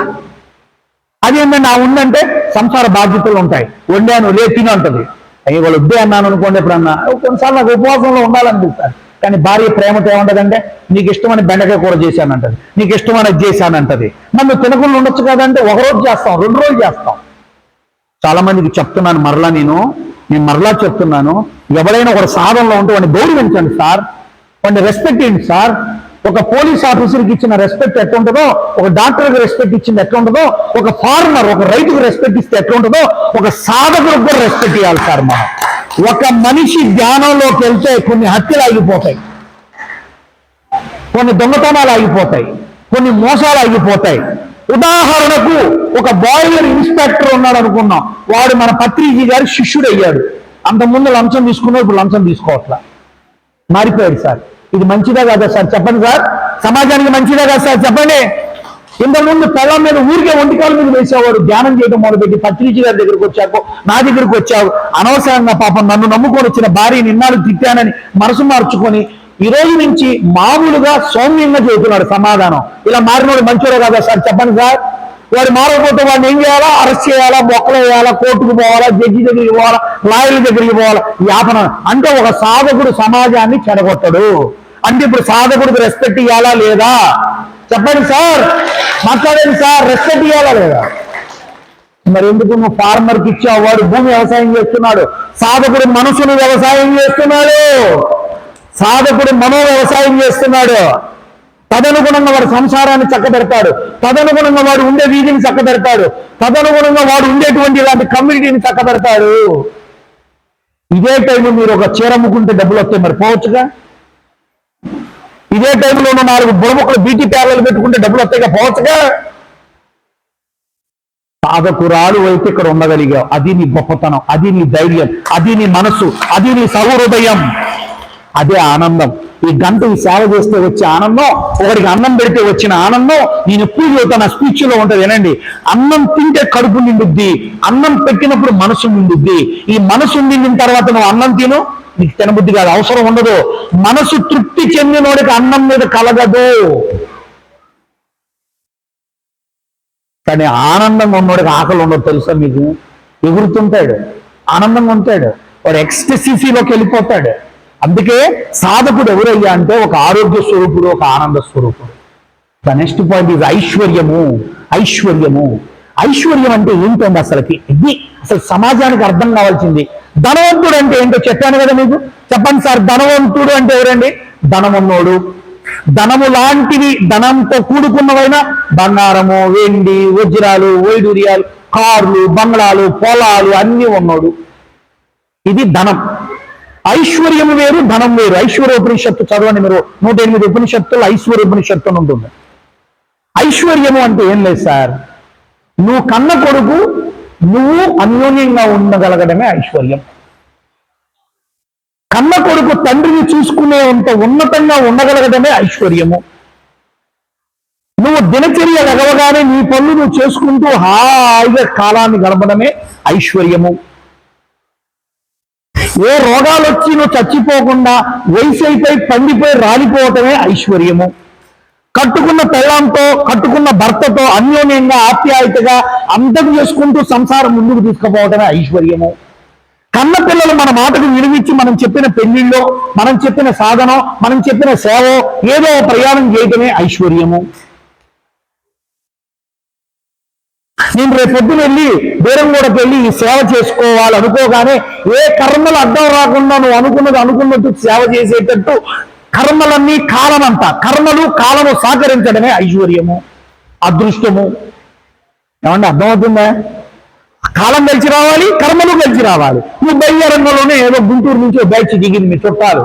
అబ్బా, ఇప్పుడు నేను లక్ష్మీ గారికి బీరంగూడ వస్తానని చెప్పాను, ఇప్పుడు వీళ్ళు దిగారు, వీళ్ళని వదిలేసిపోవాలా, రానని ఫోన్ చేయాలా? ఇదే కర్మ. అది రావటం తప్పనట్ల. అలాంటి అవాంతరములు, అవరోధములు కాలపరంగా కర్మపరంగా రాకుండా నువ్వు అనుకున్నది అనుకున్నట్టుగా చేయగలగడం, సాధించడం, చేరుకోవడం, అలాంటి ఉన్నత తత్వము నీకు అందుబాటులో రావడమే ఐశ్వర్యము. వాళ్ళు ఎక్కడ ఉన్నాయి చెప్పండి. మా దగ్గరకు వస్తుంటారు, గురుగారు ఏమనుకున్నా అవ్వట్లేదండి అంటాడు. తెలుసా మీకు ఇవాళ దేవుడు రావక్కర్లేదండి, మనలో ఉన్న జీవుణ్ణి ఒక మంచి సాధన ద్వారా దేవుడుగా మార్చుకోగలిగితే అర్థమవుతుందా? జీవుడే దేవుడు. చెప్పండి, జీవోహో దైవః. ఎవడండి ఇవాళ? ఎక్కడున్నాడండి? నువ్వు చెక్కిన రాయికి ఇచ్చిన విలువ నీకు జన్మనిచ్చిన తల్లికి నువ్వు ఇవ్వట్ల. చూసుకో, ఇవాళ ఎంతమంది తల్లులు పిల్లలు చూడక హైదరాబాద్లో ఉన్న కార్పొరేట్ ఓల్డేజ్ హోముల్లో ఉంటున్నారు. మొన్న ఒకడెవడో పెట్టాడు వాట్సాప్లో, నేను వాడికి మళ్ళీ మెసేజ్ పెట్టే అని ఇట్లా పెట్టా ఒకటి. అదేందా అని మీరు అడగచ్చు నన్ను. ఏమమ్మా, నీకు అత్తామామలు వద్దనుకుంటే మొగుల్ని అనాథాశ్రమం నుంచి తెచ్చుకో అని పెట్టాడు వాడు. అంటే అత్తామామలు వద్దు, ఉన్న వాళ్ళ కొడుకుని ఎందుకు తెచ్చుకోవద్దు? అత్తామామలు వద్దు అంటాం. అత్తామామలు లేని అనాథాశ్రమంలో ఉన్న పిల్లలు తెచ్చుకుంటే, ఎక్కడ ఏదో ఉంటాయి అనాథాశ్రమాల్లో పిల్లలు ఉంటారు, వాళ్ళని చేసుకో. వాళ్ళకి అత్తండ్రో మామండ్రో నీకు తల్లిదండ్రులతో పోవాలి. అంతేగాని ఉన్న అత్తామామలను వద్దనేటప్పుడు ఉన్నోళ్ళని ఎందుకు చేసుకోవటం? వాళ్ళని లేనోళ్ళని చేసుకోవమ్మా అని దాని అర్థం. వాడికి నేను ఏమో యాక్సెప్ట్ పెట్టా, నాకు భలే నచ్చింది అది. వాడు ఏమో ఇచ్చాడు క్లూ, హింట్. ఉన్న అత్తాకోడలు వదులుకోమంటారు ఎందుకండి మరీను విడ్డూరంగాను? అంటే ఐశ్వర్యము అంటే లేనిది కోరుకోవటం కాదు, ఉన్నదాంతో ఉండగలగటం. ఒకసారి నేను పూణే పోతున్నా మా ఆశ్రమానికి. I miss the train. చెప్పండి, ట్రైను మిస్ అయ్యా. ఇప్పుడేంటి సార్ స్టోరీ చెప్పండి. ఎవరి మీద నిందేద్దాం? ట్రైను టయానికి వచ్చి వచ్చింది. ఏంటంటే ఫస్ట్ స్టేట్మెంట్, మామూలుగా మన భారతదేశంలో లేటుగా వస్తాయి కదా సార్, అందుకని నేను కూడా లేటుగా పోయా. ఇవన్నీ స్టోరీ అనుకున్నాం. టయానికి వచ్చి వచ్చింది, దాని మీద అన్నాం. 2, దాన్ని డిన్నర్ సద్దవే 10 సార్లు చెప్పది, లేటుగా చచ్చి వచ్చింది. ఎవరది? పెళ్ళాం, అందరికి పెళ్ళామే.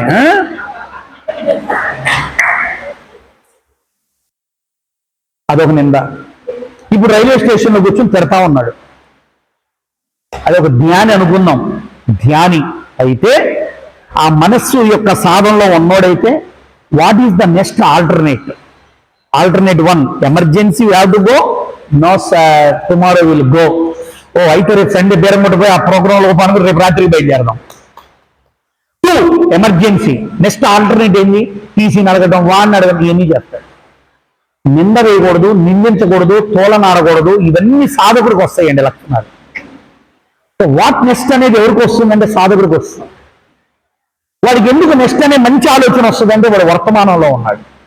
గతంలో ఉన్నోడు జ్ఞాని కాదు. ఓ అమ్మా వినాల తల్లే, గతంలో ఉన్నోడు జ్ఞాని కాదు, భవిష్యత్తులో ఉన్నోడు జ్ఞాని కాదు, వర్తమానంలో ఉన్నోడే జ్ఞాని. ఇది ఎట్ట చెప్తా వినండి. మొగుడు పిల్లలు నన్ను భోజనానికి పిలిచారు. గురుజీ రేపు సండే మీరు మా ఇంటికి భోజనానికి రావాలి. నేను పోతున్నా, పొయ్యే టయానికి నాకు సౌండ్లు గోళ వినపడుతున్నాయి, పోట్లాడుకుంటున్నట్టు. అది కూడా ఒక మగాడు ఒక ఆడది. నాకు డౌట్, ఇది మా శిష్యులిగా కాదా అని. తలుపేసి ఉంది. రాంగ్ అడ్రస్కి వచ్చానంటే తలుపు కొట్టాను. చూసి తలుపు తెరిచారు, ఇద్దరు తెరిచారు. చెరువుడు రండి గురూజీ అని. నాకు అర్థం కాల. సౌండ్ ఇందాక నుంచి అక్కడ 10 నిమిషాలు నిలబడిందా, తిట్టుకుంటున్నారు. ఎవరి ఎక్కడి ఇల్లు? లోపల పోయి కూర్చున్నా. ఇద్దరు భలే ఉన్నారు, చాలా బాగున్నారు నాతో. ఎవరు ఏం మాట్లాడుకోవట్లేదు, తిట్టుకోవట్లా. నేను ఆగలేక అడిగా. నాకు కొన్ని ఆడకపోతే ఆగదు. నాకు ఒక ప్రాబ్లం ఉంది. నేను ఇన్నది రాంగా రైటా నాకు తెలవాలి. తెలియకపోతే ఎక్క? మీ అమ్మోళ్ళు పెళ్లిలో 5 ఎకరాలు ఇస్తున్నారు, ఎకరం కూడా ఇవ్వాల అని ఒకటి వినపడింది. మీ అమ్మోళ్ళు పెళ్ళప్పుడు చెప్పారు, నీకు నెలకి 5 సంవత్సరానికి 5 లక్షలు ప్యాకేజీ అని. బోడి నీకు 1,50,000 అంటుంది ఆ అమ్మాయి. ఈ వేళయ్యా కాదా నాకు డౌట్. ఎందుకంటే తలుపు తెలిసాక ఇద్దరు చాలా క్యాజువల్గా ఉన్నారు. అద్దాకండి గురూజీ, ఇది తినండి గురూజీ అంటున్నారు.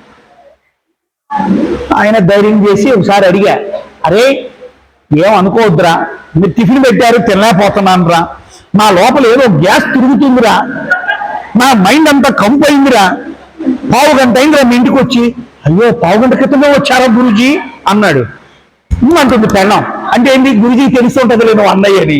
వీడు అంటున్నాడు నీకు కూడా తెలిసి ఉంటుందిలే అని. అడిగా, ఏమ్మాయి పావు గంట క్రితం నుంచి చూస్తున్నా తిట్టుకుంటున్నారన్న. అయ్యా గురుజీ ఊరికి అప్పుడప్పుడు సండే ఇద్దరం అట్లా అనుకుంటుంటామా. సండే అట్టట్టు అనుకోవటం ఏంటే, మీరు ఇద్దరు తిట్టుకొని వస్తున్నారు కదా గిన్నెలు పగిలేటట్టు. దేని గురించి పోట్లాడుకుంటున్నారు వీళ్ళు? గతం. వీళ్ళ పెళ్ళై 8 ఏళ్ళు అయింది. 8 ఏళ్ల క్రితం పెళ్లిలో జరిగిన పట్టుకొని కొట్టుకుంటూ ఈ ఆదివారం ఎంజాయ్ చేయాల్సిన ఇద్దరు ఎంజాయ్ని వదిలేసి వర్తమానంలో గతం గురించి రువ్వుతూ ఉన్నారు. వీళ్ళు వర్తమానంలో ఉన్నారా? లేరు. విషయాలకి వ్యవహారాలకేమో గతం, మనుషులేమో వర్తమానం. వీడు జ్ఞాని కాదు, వీడు యోగి కాదు, వీడు ఆరోగ్యవంతుడు కాదు, వీడు ఐశ్వర్యవంతుడు కాదు. పోనీ అయ్యామన్నప్పుడు సాధిస్తామా? సాధించాలనుకుంటే ఇంకో మార్గం. అమ్మకి ఇది సండే సండే కామనేలే అంది. మళ్ళీ పైకొచ్చుకో అమ్మాయి, ఓ అమ్మ నేను సండే రానమ్మ మీ ఇంటికి అని చెప్పా. లేదంటే అయ్యాక ఫోన్ చేయండి అప్పుడు వస్తానని చెప్పా. ఇక కొంతమంది ఉంటారు భవిష్యత్తుని ఇప్పుడు ఊహించుకుంటూ బాధపడతా ఉంటారు. ఒక ఆమె పక్కింటి ఆవిడికి చెప్పింది, ఏమోనండి నిన్న మా ఆయన ఆఫీస్ కని పోయాడు, అతను ఎవరో కిడ్నాప్ చేసినారు, మా ఆయన కనిపించక 2 రోజులు అయిందని. 2 రోజుల నుంచి బాధపడుతున్నారు, ఆయనకు ఆన రాలా. ఇప్పుడు వీళ్ళు ఆయన ఇంట్లో నుంచి బయటికి పోతున్నాడు. చెబుతుంది, ఏమండి ఎవరన్నా ఆపితే నాకు ఫోన్ చేయండి అంది. అంటే ఏమో ఫోన్ చేసేది ఒక టైం ఇస్తాడేంటి వాడేమన్నా. అంటే ఏమన్నారు, నీకేమన్నా అయిద్దేమో, నిన్ను ఎవరైనా తీసుకుపోతారేమో, నీకు యాక్సిడెంట్ అయిద్దేమో, నువ్వు పడిపోతావేమో, నీకు హార్ట్ అటాక్ వస్తుందేమో. ఇది ఒక భవిష్యత్తు ఊహ. ఎప్పటిది? వర్తమానంలో. మా గురుగారు చెప్పేవారు, గతం ఎలాంటిదంటే చచ్చిపోయిన శరీరం లాంటిది. అంటే ఏంటది? శవం. తిరిగి వస్తుందా? చెప్పండి అమ్మా. గతం ఎలాంటిది? చచ్చిన తిరిగి వస్తుందా? తీసే. శవం లెగవదు, శవం పడుకోనుంది. నువ్వు ఎవరైనా ఇవ్వాల్సిన 10 లక్షలు తెచ్చారా అని అన్నాడు. ఎవరైనా లెగుతాడా? లెగిస్తే అక్కడ ఎవడు ఉన్నాడు? ఇదేమన్నా అర్థమైందా? తెల్లం కూడా ఉండదు, మీ నాన్న దెయ్యం అయ్యాడు రా అని పెరుగుతుంది. లేదు, శవం. మరి ఇదేంటి? వర్తమానం. మరి భవిష్యత్తు ఏంటి అంటే పుట్టని బిడ్డ లాంటిది. ఏమిటండి? పుట్టని ఇంకా అసలు నీకు ప్రెగ్నెన్సీయే రాలా, కానీ నువ్వు కొడుకు కావాలా, కొడుకు పుడతాడు, అదే ఇది ఇవన్నీ అడుగు, తప్పులేదు. కానీ అది సత్యం కాదు. ఇంకా కాలా, సత్యం అవలాది, ఇంకా సత్యం అవలా. అంటే ఏంటండి? గతం ఏంటండి? సత్యని శవనం. భవిష్యత్తు ఏంటండి? పుట్టని బిడ్డ లాంటిది. ఈ 2 కాని వాటిని పట్టుకొని, తిరిగి రాని వాటిని పట్టుకొని నువ్వు వర్తమానాన్ని ఏం చేస్తున్నావు? డిస్టర్బ్ చేస్తున్నావు, చెడగొట్టుకుంటున్నావు, కాలాన్ని వృధా చేస్తున్నావు, జీవితాన్ని పాడు చేసుకుంటున్నావు. వాడెవడంటే వాడెప్పుడు తల చింతనలో ఉంటాడు. ఏ చింతన? గతము లేదా భవిష్యత్తు. వీడు ధ్యానం చేయలేడు, తెలుసా మీకు? నువ్వు ధ్యానం చేస్తూ ఉంటే వచ్చే మొదటి ఫలితం ఏంటో చెబుతున్నా. గతం నీలోకి రాదు, భవిష్యత్తు నిన్ను పిలవదు. ఏమండీ వింటున్నారా? గతము నీలోకి రాదు, భవిష్యత్తు నిన్ను ప్రవేశించదు. అంటే ఎందుకండి? అదంతే. ఆ స్థితి, ఆ సాధన నీతో నువ్వు ఉండడం అంటారు, నీ శ్వాసను గ్రహించడం అంటారు, నీలోకి నువ్వు ప్రయాణించడము అంటారు. అందుకే ఈ ప్రపంచంలో ఎవర్రా బెస్ట్ అంటే, వినండి, నేను ఎప్పుడు చెప్పుకుంటా పడుకునేవాడు, I am the best, healthiest, happiest, richest person. మళ్ళా చెప్పండి, ఐ ఆమ్ ద, మీరు కూడా అనండి, happiest, healthiest, richest person in the world. ఈ ప్రపంచంలో నేనే ఆరోగ్యవంతుణ్ణి, నేను ఆనంద స్వరూపుణ్ణి, నేను ఐశ్వర్యవంతుణ్ణి. హాయిగా పడుకుంటారు రోజు. తెలుసా మీకు? భలే ఉంటుంది నాకు నిద్రపోతుంటే. సాధకుడికి ఇలాంటి తృప్తి ఉంటుందండి. ఎంతొచ్చినా తృప్తి లేని వాడు ఎవడండి? రోగి. ఎంతొచ్చినా తృప్తి లేనివాడు ఎవడండి? రోగి. అందుకే తృప్తి పడడం కూడా మనం నేర్చుకోవాలి. మరి ఎప్పుడు తృప్తిగా ఉంటామంటే బయట ప్రపంచంలో ఉండలేమండి. ఒక ఇల్లు కొన్నాక మీ ఆవిడ చెప్పుద్ది, ఏమండి వాడు కొన్నావు, పెద్ద కొడుకు సరిపోద్దు, ఇంకోడు కొనవయ్యా చిన్న కొడుకు అంటది. సరే కొన్నాడు, మళ్ళా అంటది, ఏమండి పెద్ద కొడుకు కొన్నావు, చిన్న కొడుకు కొన్నావు, వాళ్ళిద్దరు బయటికి పంపిస్తే మనం ఎక్కడ ఉండాలా, మనకు కూడా ఒకటి కొనండి అంటది. ఇది బయట ప్రపంచం అసంతృప్తి పరిగెడతా ఉంటది. ఒక ధ్యానములో దొరికినంత తృప్తి ప్రపంచంలో ఎక్కడ దొరకదు. ఆ తృప్తిని నిరంతరం అనుభూతినిచ్చాడు ఆ మహానుభావుడు. అందుకు మనం ఆయనకి కృతజ్ఞతలు చెప్పుకోవాలా. అర్థమవుతుందా? నిరంతర సంతృప్తితో ధ్యానంలో ఉండడం ఎట్లనో అనుభవంలోకి తెచ్చిన మహనీయుడు ఆయన. బాగా ఆలోచించుకోండి అమ్మా, బాగా ఆలోచించుకోండి తల్లి. మన తృప్తికి మించిన ఆరోగ్యం లేదు, మన తృప్తికి మించిన ఆనందం లేదు, మన తృప్తికి మించిన ఐశ్వర్యము లేదు. మరి తృప్తి ఎప్పుడు కలుగుతుందంటే నీలో నువ్వు, నీతో నువ్వు, నీ శ్వాసతో నువ్వు ఉన్నప్పుడు. బయట ప్రపంచంలో తృప్తి నాకు కూడా ఉండదు. నాకు ఆ స్థితి వచ్చింది అంటే వాడినే పరమాత్ముడు అంటారు. జాగ్రత్తగానండి. ధ్యానములో కలిగిన తృప్తి భావన భౌతిక ప్రపంచంలో కూడా కలుగుతుందంటే వాడికి దేని మీద మోహం ఉండదు, వాడినే పరమాత్ముడు అంటాడు. వాడికి తెచ్చిన కొబ్బరికాయ మీద ఉండదు, వచ్చిన పెట్టిన దక్షిణ మీద ఉండదు, ఆవిడిచ్చిన గిఫ్ట్ మీద ఉండదు. వాడు ఏమిచ్చినా అక్కడ పెట్టవమ్మా అంటాడు. ఎవరన్నా లేదని వస్తే తీసుకోపోవయ్యా అంటాడు. వీడే పరమాత్ముడు. అర్థమవుతుందా? పత్రిజీ గారు ఆ స్థితికి చేరారండి, ఆ స్థితికి చేరారండి. No doubt sir. ఆయన కలియుగంలో ఒక యోగి, ఆయన కలియుగంలో ఒక యోగి. గుర్తుపెట్టుకోండి, ఒక జ్ఞాని కాదు, ఒక యోగి. యోగి అంటే కాషాయం గడ్డం పిలకలు ఉండక్కర్లేదండి. మనోస్థితి యోగ స్థితిలో ఉందండి ఆయన. భౌతిక స్థితి కాదండి, మనోస్థితి యోగ స్థితిలో ఉందండి, భౌతిక స్థితిలో కాదండి. కాదు ఇప్పుడు చెప్పమ్మా, నువ్వు తృప్తి పొందడము అనేది ధ్యానం ద్వారా జరుగుతుంది. ఆ అనుభవం నీలో పెరిగి పెరిగి పెరిగి ఏమైపోవాలి? సామాజిక విషయములపై, వస్తువులపై, వ్యక్తులపై, విషయములపై, విషతుల్యాలపై కూడా తృప్తి పడడం కనుక అలవాటు పడితే వాడిని పరమాత్ముడు అన్నారు. చూడండి సార్, పరమాత్ముడు ఊరికి ఎవరు సార్? మనలోకి మనం ప్రయాణించడం అలవరుచుకోవాలి. ఏమండి, ఊరికే రాదు సార్. ఇవాళ మీరు బండి నడపాలంటే డ్రైవింగ్ స్కూల్కి వెళ్ళాలి. నేర్చుకుంటే బండి పర్మిషన్ ఇయ్యరు. వాడికి ఒక యజమాని ఉంటాడు, దానికి ఒక డిపార్ట్మెంట్ ఉంది, ఆర్టీఓ అంటారు. వాడు ఒక ఇన్స్పెక్టర్ ఉంటాడు. నువ్వు బండి వేసుకుని పోయి అక్కడ నడుపుతూ ఉంటే వాడు చెక్ చేసి ఇస్ ఎలిజిబుల్ అన్నప్పుడు నీకు పర్మిషన్ ఇస్తాడు. నీకు రాకుండా పర్మిషన్ ఇస్తే వాడు పెద్ద దొంగ, నువ్వు అంతకంటే పెద్ద దొంగ. Correct or not? Who is the గురువు అంటే నిన్ను నువ్వు ధ్యానంలో డ్రైవ్ చేసుకోగలవన్నది నేర్పించి వదిలేసేవాడే నిజమే. Is the check master. నువ్వు ప్రపంచంలో కొట్టుమిట్టాడకుండా, స్కిడ్ అవ్వకుండా, నీ లైఫ్కి యాక్సిడెంట్ అవ్వకుండా, వింటున్నారండి? బండికి కాదు, లైఫ్ యాక్సిడెంట్ అవ్వకుండా, లైఫ్లో బోర్ల పడకుండా, లైఫ్లో బాధపడకుండా, లైఫ్ విషయ వ్యవహారాల్లో పడకుండా, లైఫ్ నిస్సత్తు కాకుండా, లైఫ్ ఎప్పుడు నిరుత్సాహంగా ఉండకుండా, నీ లైఫ్ని డ్రైవ్ ఎప్పుడు అనర్గళంగా, ఆనందంగా, ఆరోగ్యంగా, ఐశ్వర్యంగా చేయించగలిగిన వాడు సద్గురువు. ఇప్పుడు నీకేం నేర్పుతున్నాడంటే గురువు, నీ లైఫ్ని ఎట్లా డ్రైవ్ చేయాలా? కోడలు అన్నం పెట్టినా పెట్టకపోయినా, అత్తగారు బీరువా తాళం ఇచ్చినా ఈగిపోయినా, how to drive yourself. మీ జీవితంలో ఒక తుఫాన్ వచ్చింది, కూతురు చచ్చిపోయింది, కూతురు క్యాన్సర్ అని తెలిసింది.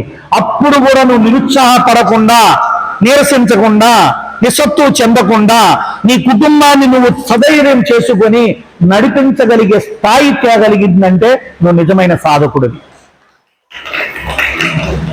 గుర్తుపెట్టుకో, దాన్నే నువ్వు డ్రైవ్ చేయడం అంటారు, దాన్నే నువ్వు డ్రైవ్ చేయమంటావు. దానికే చెప్తాడు, జయమును ఎంత బాగా ఇష్టపడతావో అపజయాన్ని కూడా స్వీకరించగలగడమే నిజమైన ధ్యాని యొక్క లక్షణం. పొగడ్తను ఎంత బాగా తీసుకున్నావో తిట్లను కూడా అంత బాగా తీసుకున్నావు.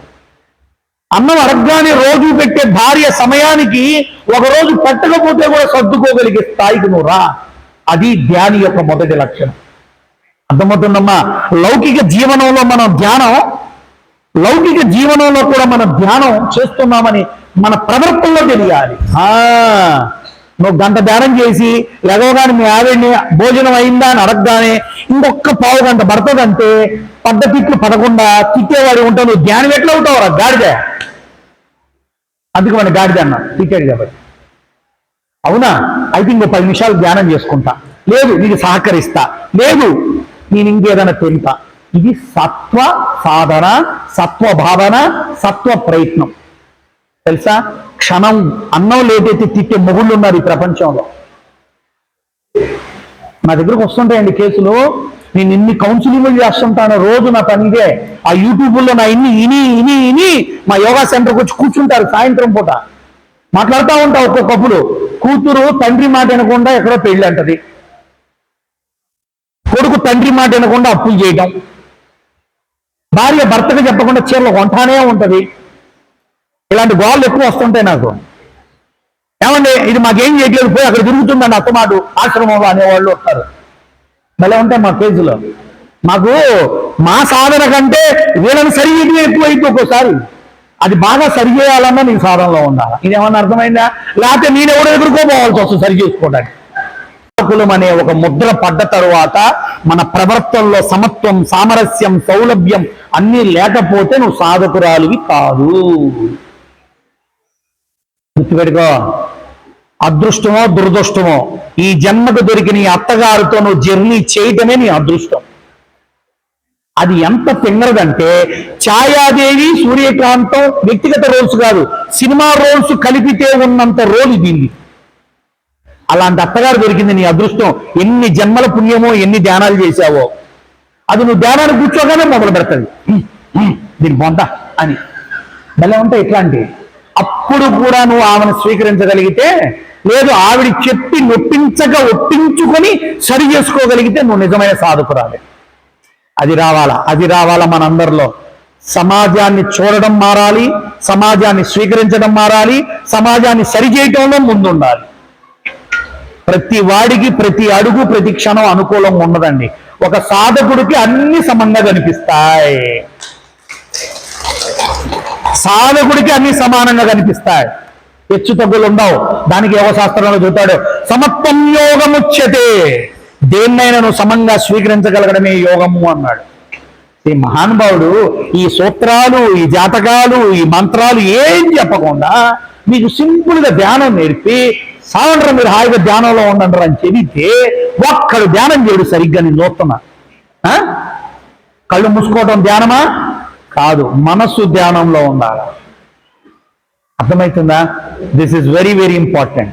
నా అండర్స్టాండ్ ఎవ్రీబడి. ఇప్పుడు ఐశ్వర్యవంతుడు ఎవరు? నేను అనండి, నువ్వు కాదు నేను అని అనుకోవాలా. ఆరోగ్యవంతుడు ఎవరు? ఆనంద స్వరూపుడు ఎవరు? So I am the best, highest, happiest, richest, healthiest person in the world. నేను ఎక్కడికి పోయి ఈ మంత్రం చెప్పిస్తున్నా, ఎక్కడికి పోయి చెప్పిస్తా. మన హ్యాపీనెస్ చూసి, మన ఆరోగ్యం చూసి పక్కలకు అర్థం కాకూడదు. నేను ఇన్నన్నా మా కోడలు ఎందుకు అంత స్థిమితంగా ఉంటుంది? అర్థమవుతుందా? నీ సమత్వం, నీ నిలకడ, నీ నిశ్చలత చూస్తే అవతలోడికి చంచలత్వం రావాలి. ఏమన్నా అర్థమైందా? నీ నిలకడ చూస్తే అవతలోడికి చంచలత్వం రావాలి.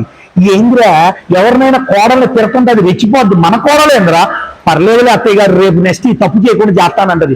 ఎప్పుడు చూసినా సర్దుకుపోద్ది. ఏంద్రా, సర్దుకునే గుణం సాధకుడికి వస్తుంది, స్వీకరించే గుణం సాధకుడికి వస్తుంది. కాబట్టి ప్రపంచంలో మనం చేయవలసిన రెస్పెక్ట్ ఎవరికంటే సాధకుడికి. అందుకే నేను ఎవరైనా ధ్యానం చేసుకుంటున్నారంటే నాకున్న అనుభవంలో వాళ్ళకు మ్యాట్ వేస్తా. మా ఇంటికి వస్తే, మా ఇంటికి వస్తుంటారు అప్పుడప్పుడు, వాళ్ళకి సాధకుడికి తగ్గ వాతావరణం మా ఇంట్లో ఇస్తాం. మా గురువులు కూడా కొంతమంది, ఒరే జగన్ మీ ఇంటికి వస్తున్నాను ఈ రోజు అంటాడు. అబ్బా పండగ నాకు. మా ఇంట్లో ఒక ధ్యానం ఒకటి చేశాడంటే మా ఇల్లు, మా వాతావరణం పవిత్రం అయిపోతుంది. మీకు తెలుసా? మీకు పత్రిజీ మెడిటేషన్ కార్యక్రమం ఇళ్లలో జరగాల, బజార్లో కాదు. ఇప్పుడు ఈ కమ్యూనిటీ హాల్ భలే ఉంటుంది. మీ ధ్యానం అయిపోయాక చేసుకునే పెళ్లి భార్యాభర్తలే హాయిగా ఉంటారు. ఇంకా తెలుసా మీకు? మనకి ఒక ఫ్యాన్ పెట్టి అక్కడ రోజు వాటర్ కొడితే ఆ రూమ్ అంతా ఎంత సుగంధ పరిమళాలతో ఉంటుందో. ధ్యానులు నలుగురు కలిసి ఒక చోట ధ్యానం చేస్తే వచ్చే సామరస్యమైనటువంటి, సాత్వికమైనటువంటి వైబ్రేషన్స్ ఆ సుగంధ పరిమళం కంటే పవర్ఫుల్.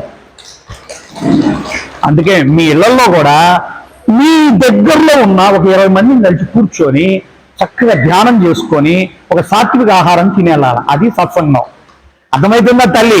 మీరు చేస్తుంటారులేండి, చేయలేని నేను అనట్లేదు తల్లి, మీరు చేస్తుంది గొప్పది అని చెబుతున్నా. ఏమన్నా అర్థమైందా చెప్పండి? ఇప్పుడు మన ఐశ్వర్యం మనం కట్టుకున్న చీరలో ఉందా, మనలో ఉందా? మనం నడిపే కారులో ఉందా, మనలో ఉందా? కాబట్టి ఇప్పుడు ఐశ్వర్యవంతుడు ఎవరు? ఆరోగ్యవంతుడు ఎవరు? నేను అనండి, మేము అనద్దు, నేను అనాలా. అర్థమై? ఐశ్వర్యవంతుడు నేనే, ఆరోగ్యవంతుడు నేనే, ఆనంద స్వరూపుణ్ణి. కాబట్టి నీ ఇల్లేంటి? ఆనంద నిలయం, ఆరోగ్య నిలయం, ఐశ్వర్య నిలయం. రండి, మా ఇంటికి ఎవరైనా రండి, ప్రేమతో చంపేస్తా, ప్రేమతో అన్నం పెడతా, ప్రేమతో ధ్యానం చేసుకోవటం నేర్పుతా. మా ఇంటికి వచ్చాడంటే వాడు అయిపోయాడే, వాడు అడిగింది నేను పెట్టను, నేను పెట్టింది వాడు తినాలా. ఫస్ట్ మొలకలు పెడతా, అరే నేను తిన్నాను రా, తిని బాబాయ్ బాగుంటాయి అని చెబుతుంటా. వాళ్ళు భలే అలవాటు పడతారు, బాగుందిరా మొన్న మీ ఇంట్లో తిన్న రోజు ఆ గ్యాస్ రాలేదురా అంటాడు. నెక్స్ట్ టైం కూడా మా ఇంటికి రండి బాబాయ్ అని చెబుతుంటా. మా ఇంట్లో ఏం పెట్టి చంపుతుంటానంటే ప్రేమతో అన్ని చేసి చంపుతూ ఉంటా. పొరపాటు మా ఇంటికి దొంగోడు వచ్చాడు, నన్ను కట్టేశాడు. రే తీసుకుంటే తీసుకున్నావురా, 5 నిమిషాలు మెడిటేషన్ చేసుకోరా అని చెబుతా. అయ్యాక ఒరే అక్కడ మంచి గోంగూర పచ్చడి ఉందిరా, అది కలుపుకోవడం ముద్ద తీరిపోవాలా అని చెబుతా. వాడికి అర్థం కాదు, పక్కింట్లో కూడా మన ఇంట్లో పెట్టుకోవాలి దెబ్బకి. అంటే ప్రేమతో జయించడం అంటే చెబుతున్నా. లాస్ట్ వర్డ్ సాధకుడికి ఎప్పుడు ప్రేమ నిండు కొండలాగా ఉంటుంది. సాధకుడు ఎప్పుడు నిండు ప్రేమతో ఉంటాడండి. వాడికి ఆ శరీరంతో, ఆవిడ కులంతో, ఆవిడ రూపురేఖలతో, ఆ ముక్కు సప్పిడిదిరా, ఆవిడ అట్టుందేందిరా, వాడు పేదవాళ్ళరా కనిపించమండి. నేను ఒక ఆటో ఎక్కుతాను సార్, ఆటో ఎక్కినా క్యాబ్ ఎక్కినా వాడితో 2 నిమిషాల్లో మొదలు పెడతా. వాడు ముస్లిం అయినా ఎవడైనా సరే అలా అలా అలా అలా వెళ్ళిపోయి చివరిలో వాడు నన్ను దిగేటప్పుడు, సార్ ఎప్పుడన్నా నా మనసు బాగోపోతే మీ దగ్గరికి వస్తాను సార్, మీ ఫోన్ నెంబర్ ఎవరు సార్ అంటుంటారు. అంటే ఇంక్లింగ్ ఎవ్రీవన్, అందరినీ కలుపుకోగలిగినోడు ఎవరంటే చుట్టాలు కాదు, సాధకులు. అర్థమవుతుందా? నా everybody is understanding what I say. So you are the healthiest, richest, happiest, lovest person in the world. ఓకేనా? Thank you to all. భోజన టైం అయింది, మీకు కూడా చాలా సంతోషం. ఒక అద్భుతమైన అవకాశం పత్రిజీ గారు ఈ రూపంలో ఎంతమంది శిష్య గణాంకాన్ని చూపించినందుకు ఆయనకి శతకోటి పాదాభివందనాలు చెప్తున్నా. కలియుగంలో భోజనం పెడితే తినేవాడు కావాలి, గురువులు ప్రవచనం చెబితే వినేవాడు కావాలి. ఏమన్నా అర్థమైందా? కలియుగంలో భోజనం పెడితే తినేవాడు కావాలి, తాంబూలం ఇద్దామనుకుంటే తీసుకునే ముత్తైదు కావాలి, దొరికి సావరు కలియుగంలో హైదరాబాద్. అలానే 4 ముక్కలు మంచి చెబుతాయి అంటే వినేవాడు కూడా దొరకాల. మీ అందరు దొరికినందుకు నా కడుపు నిండింది, నా మనసు నిండింది, ఆత్మానందంతో వెళ్తున్నా. జై గురుదేవ్, జై పత్రిజీ.